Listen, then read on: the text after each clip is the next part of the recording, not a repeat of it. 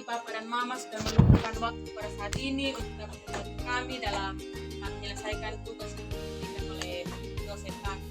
Nah, jadi di sini Bapak Mama kami berada di sini untuk ini dapat memenuhi tugas kami terkait dengan mata kuliah psikologi perkembangan. Jadi mungkin Bapak Mama mengalami sedikit kebingungan dengan melihat topik ini. Jadi ini tentang perkembangan akhir masa kanak-kanak. Jadi mungkin selama ini yang Bapak Mama ketahui atau yang Bapak Mama tidak pahami, kira-kira perkembangan akhir masa kanak-kanak itu seperti apa.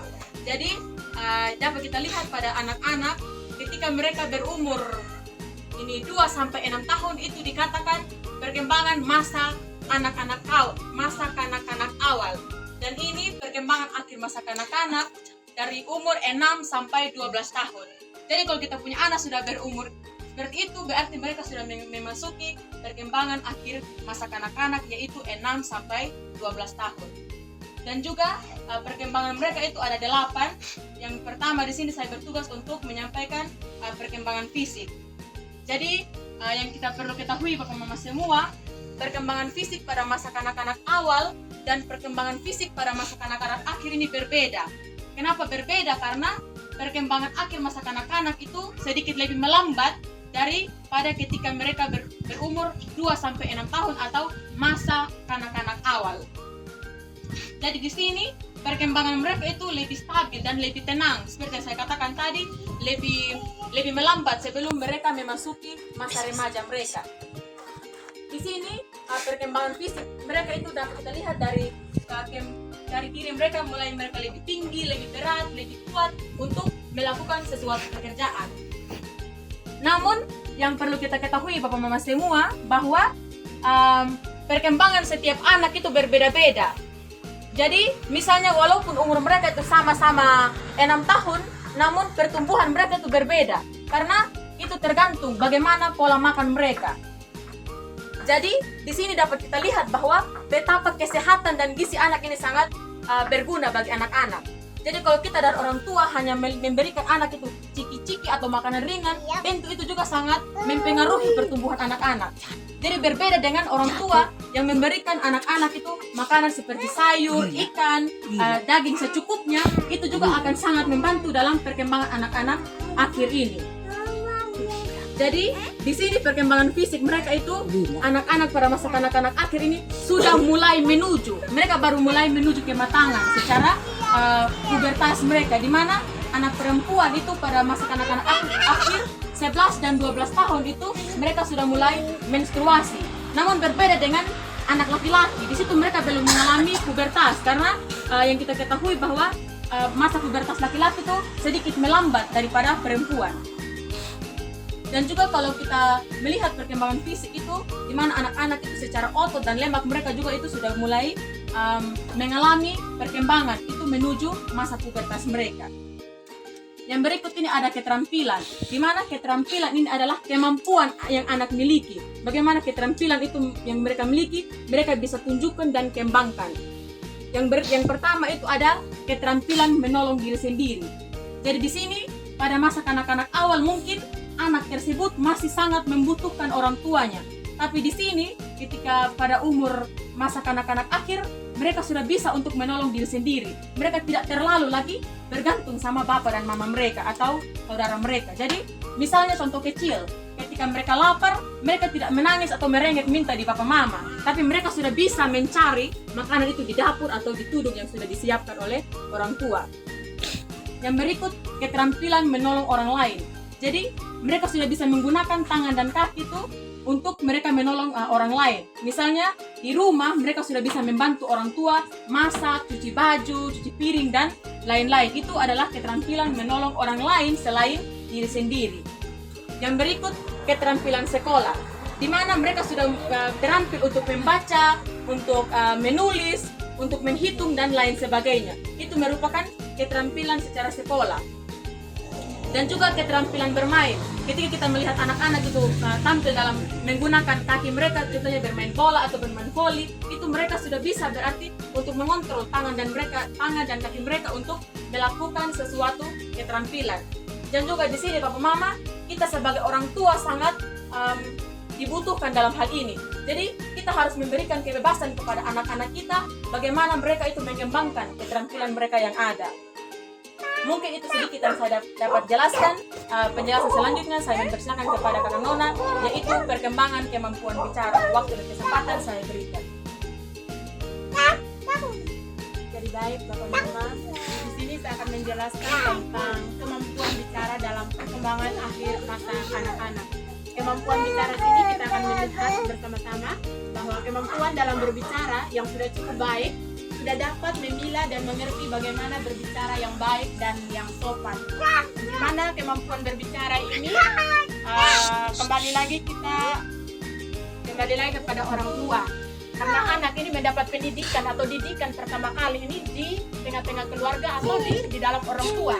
Dalam kemampuan berbicara seorang anak ini, bagaimana kita kembali lagi kepada orang tua, bagaimana orang tua ini mendidik kepada anak untuk dapat bertingkah laku atau dapat berbicara yang baik atau yang sopan. Dalam misalnya dalam setiap orang tua itu mengharapkan kepada anak ini untuk dapat bertingkah laku yang baik atau dapat bertingkah laku yang sopan. Di sini misalnya orang tua itu harus mendidik kepada anak, misalnya seperti kata ucapan terima kasih. Ketika ada orang yang memberikan barang atau makanan kepada anak, kita sebagai orang tua ini harus mengajarkan kepada anak tersebut kata ucapan terima kasih dari orang yang sudah memberikan makanan tersebut. Dan juga kata permisi. Kita harus mengajarkan kepada anak kita kata permisi ketika ia melewati di depan orang banyak atau di depan orang yang sedang bertamu. Itu kita sebagai orang tua harus mengajarkan kepada anak kata permisi ketika mereka melewati di depan orang. Dan yang ketiga itu kata minta tolong. Itu kita harus mengajarkan kepada anak, di mana pada saat anak usia 6-12 tahun ini mereka belum mengerti atau memahami dalam berbicara yang baik. Ketika orang tua mengajarkan berbicara yang baik tersebut, di situ kata minta tolong juga. Ketika ia menginginkan sesuatu atau dia meminta sesuatu, kita harus mengajarkan kata minta tolong. Misalnya mau mengambilkan piring, kita sebagai orang tua harus mengajarkan kepada anak kata minta tolong. Misalnya minta tolong sama kakak untuk ambilkan piring, untuk sendokan, supaya saya mau makan misalnya. Itu kita harus mengajarkan di dalam tengah-tengah keluarga kita sebelum anak ini masuk ke dalam pendidikan sekolah dasar.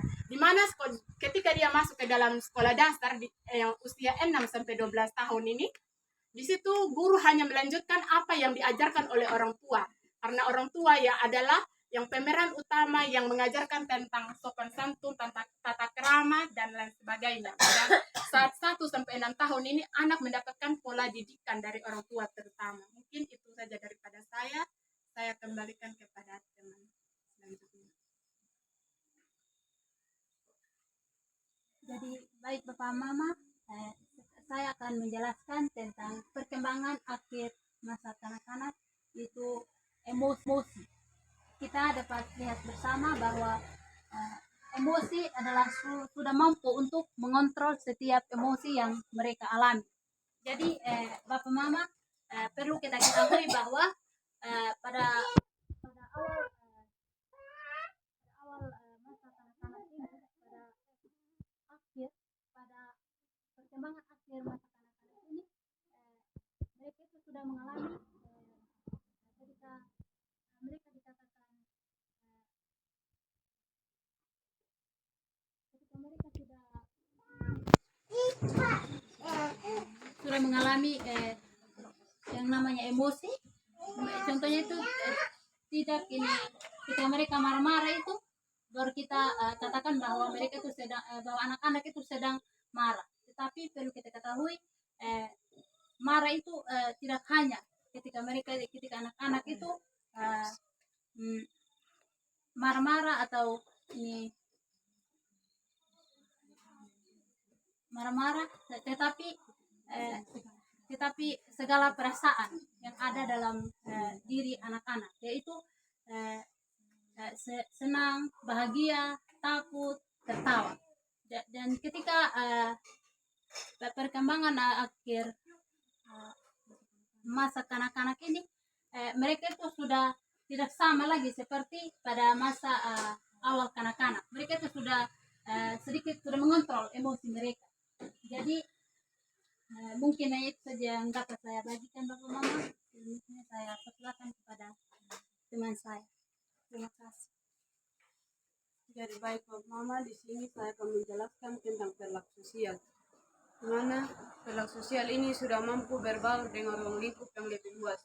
Di sini anak-anak sudah mulai berinteraksi dengan orang dewasa, bukan saja mereka berbaur dengan teman sebayanya, tetapi juga anak-anak sudah mulai membangun komunikasi yang baik itu dengan orang tua, nenek, kakak, dan orang-orang terdekat mereka. Dan salah satu contohnya yang bisa kita lihat di sini bahwa anak-anak sudah melakukan interaksi kepada orang tua, kakak, adik, dan tentunya di sini anak-anak akan menunjukkan sikap dan perilaku mereka yang saling menghargai, sopan, dan lain-lain. Mungkin itu dari penjelasan saya. Selanjutnya saya berikan kesempatan. Terima kasih atas waktu dan kesempatan kepada saya. Terima kasih atas waktunya buat Bapak Mama yang sudah memberikan waktu untuk kami presentasi pada saat ini. Di sini saya akan menjelaskan tentang teman atau bermain. Sudah dapat memilih teman bergaul yang cocok dengan diri mereka. Di mana anak-anak pada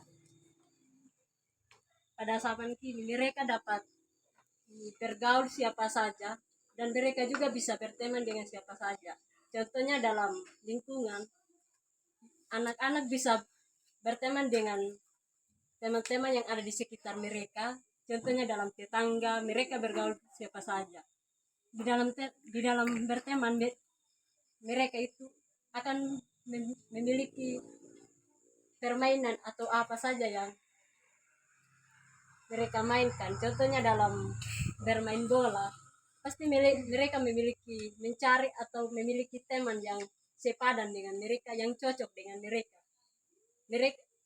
Anak-anak itu tidak sembarang untuk berteman, karena di saat mereka berteman pasti memiliki salah paham, bertengkar dalam bermain. Mungkin itu dari saya.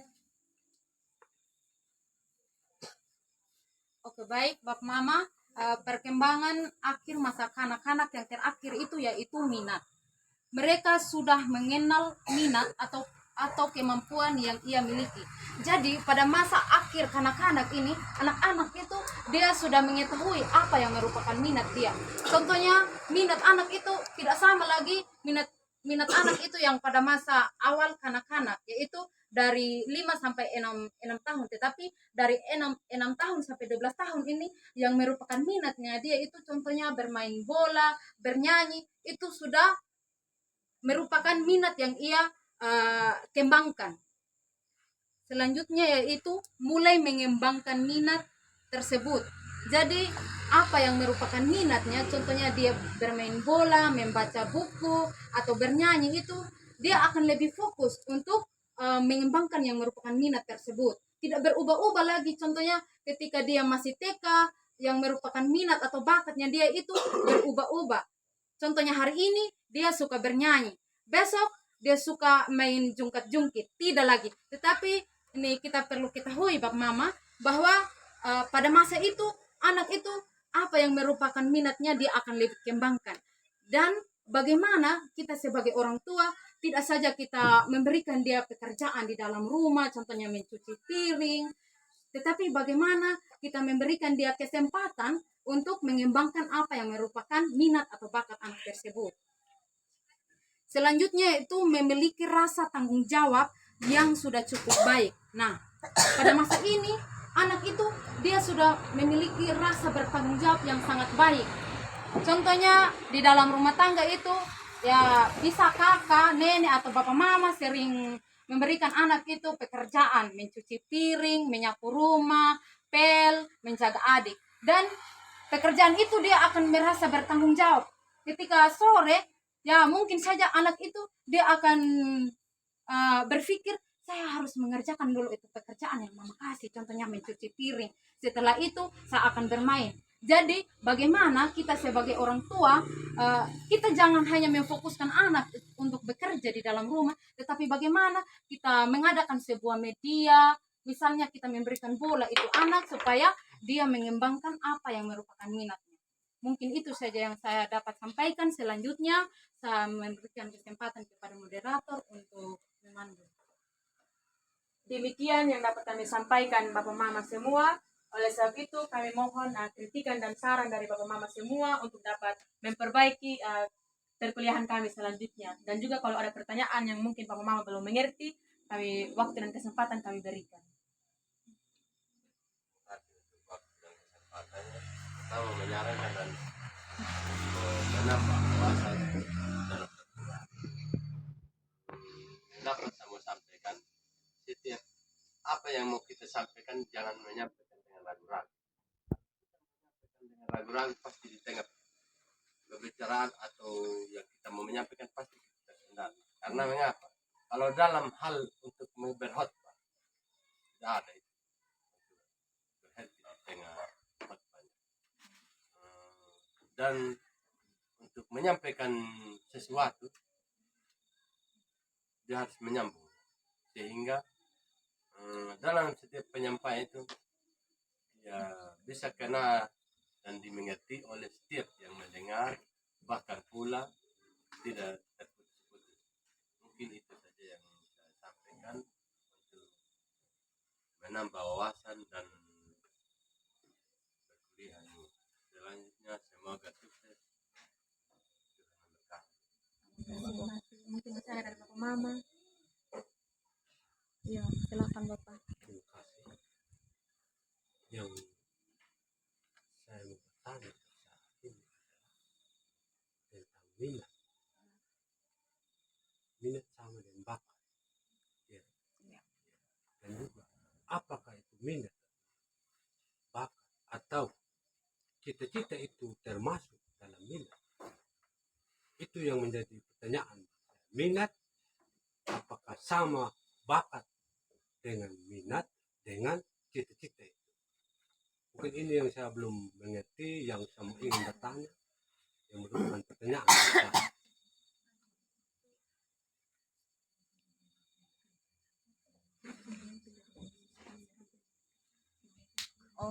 Ini jadi saya akan meluruskan Bapak, yang merupakan minat atau bakat mereka itu ini tidak sama dengan ini yang merupakan minat itu. Contohnya ini bakat yang atau kemampuan dari dirinya dia yang dia bisa ini kerjakan, yang dia bisa kembangkan. Tetapi yang merupakan cita-cita itu, contohnya cita-citanya dia jadi guru, jadi polisi. Jadi minat ini adalah sebuah kemampuan anak yang dimana dia harus kembangkan. Mungkin itu saja yang saya bisa sampaikan. Paham. Dan masih ada lagi beda-beda. Batas manakah sehingga dia batas usia manakah sehingga dia mendapat tujuan itu, cita-cita? Dari batas umur manakah anak-anak itu sehingga kita wajar menanya nanti cita-cita apa nanti, jadi apa nanti ketika dia sekolah ini. Sehingga kami sebagai orang tua, sehingga dia masih kanak-kanak, kita tanya memang cita-cita apa. Nah, kita jangan salah apa ini yang mendapatkan pertanyaan itu yang kami belum paham. Mungkin dengan adanya adik-adik mahasiswi bisa dapat memberikan penjelasan bagi kami sebagai orang tua, sehingga kami jangan salah memposisikan minat dengan cita-cita. Dan batas umur manakah sehingga kami boleh menanyakan cita-cita anak-anak. Jadi ini yang dapat saya pahami dari minat Bapak, minat itu yaitu ini kemampuan anak. Tadi ya saya sudah terangkan bahwa kemampuan anak itu, bakat itu yang dia kembangkan. Sedangkan ini minat ini bisa ada dari umur 6 sampai 12 tahun, dan minat itu bisa dia kembangkan seterusnya. Tetapi yang merupakan perbedaan antara minat dengan cita-cita, cita dia punya cita-cita itu Mungkin saya akan membantu menjawab. Cita-cita ini tentu sudah dimiliki oleh semua anak. Makanya walaupun dia kecil, saya nanti sama cita-cita jadi guru, jadi ini. Jadi itu tidak maunya tidak bisa dipungkiri, anak-anak dari kecil itu mereka sudah mempunyai cita-cita. Jadi tidak bermasalah, itu tidak berpengaruh untuk perkembangan anak ketika kita sebagai orang tua menanyakan kepada mereka. Jadi itu tidak ada sangkut pautnya ketika itu maunya, berarti kalau saya tanya ini sama dia, apakah dia mengalami dia tidak mengalami lagi pertumbuhan atau perkembangan, itu tidak berpengaruh ketika kita sebagai orang tua menanyakan dari kecil. Bahkan itu bagus, kita dapat mengetahui cita-cita anak, bahkan minat anak itu, dan juga kita sebagai orang tua dapat membantu mereka untuk mengembangkan minat tersebut. Mungkin itu sedikit Bapak, kalau ada teman-teman yang mau menambahkan, waktu kesempatan saya berikan. Saya mau menambah. Iya, silakan Bapak. Mungkin minat anak dari kecil sehingga dia mencapai cita-cita apa yang dicita-citakan ke depan. Jadi terima kasih atas penjelasan yang menjadi masukan atau harapan bagi kami dalam menuntut ilmu. Tujuan pada akhirnya untuk membagikan kepada semua orang. Tentu ketika dalam hal menyampaikan ini sebagai kami sebagai tua yang ada, kami berharap jangan saja karena kebutuhan, tetapi sisipkanlah waktu ketika sharing-sharing dengan orang tua dan ilmu yang kamu dapat itu bagikan. Jangan hanya karena merupakan kebutuhan dokumen untuk laporan ke dosen saja sehingga hal ini dapat dibagikan kepada kami. Tetapi harapan kami bagikan sesuai kemampuan dan kekuatan yang ada pada diri Anda.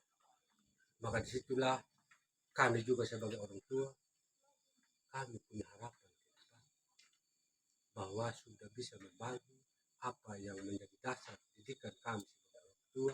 Apalagi kami ini kebanyakan memang orang tua sekarang ini yang mungkin tidak sekolah memang.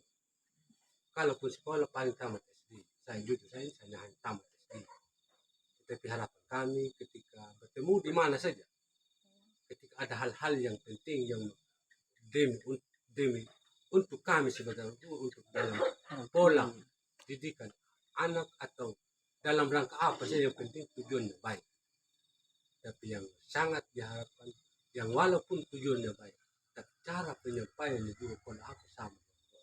Tapi upayakan cara penyampaian itu dan akhirnya hanyalah satu, persiapkan mental, kuasai diri, jangan yang disampaikan sebagai Bapak yang terdahulu tadi, jangan ragu-ragu. Itu saja kunci. Itu saja kuncinya semua segala sesuatu, maka apapun yang kamu hadapi, kecil atau besar, yang walaupun ada hambatan, ada rintangan, ada keterbatasan, itulah letaknya kita sebagai manusia biasa, punya keterbatasan dengan kelemahan. Tetapi kelemahan itu jadikanlah pedoman ke depan, karena guru yang baik adalah pengalaman.